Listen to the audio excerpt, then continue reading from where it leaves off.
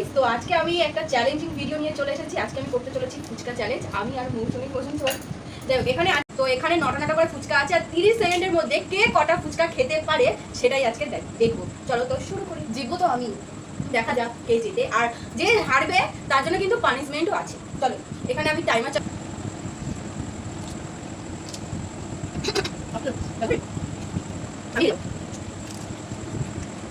সেইটাই আমার প্লেট।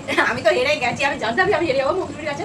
আর মৌসুমির প্লেট আমার অবস্থা খারাপ, মানে গলায় আটকে গেছিলো, ফুচকাটা গলায় আটকে চোখ থেকে জল বেরিয়ে গেছিলো। তো এখানে এই যে আমি একটা দুটো তিনটে চারটে পাঁচটা ছটা আছে, আমি ওর মধ্যে থেকে খেয়েছি নটা ছিল, তিনটে খেয়েছি, তাই তো মৌসুমি? তিনটে খেয়েছি আমি। আর এখানে পাঁচটা, মৌসুমি খেয়েছে পাঁচটা। মানে আমার কপালে পানিশমেন্ট নাচছে। এবার মৌসুমি বলবে মৌসুমি আমাকে কি পানিশমেন্ট। চলে এসেছি পানিশমেন্ট নিয়ে। এই যে পানিশমেন্ট, এটা হচ্ছে একটা টক ঝাল আমের আচার। এটা এই যে বড় পিসটা আছে, এটা পুরোটাই এক কামড়ি, মানে পুরোটাই মুখে ঢুকিয়ে আর কি, মানে ওই একেবারেই খেয়ে নিতে হবে আর কি, ঠিক আছে?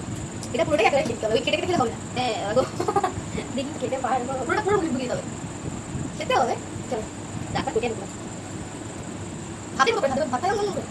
আর রিয়াকশন ছাড়া বলা হয় না, ভুলে গেছিলাম।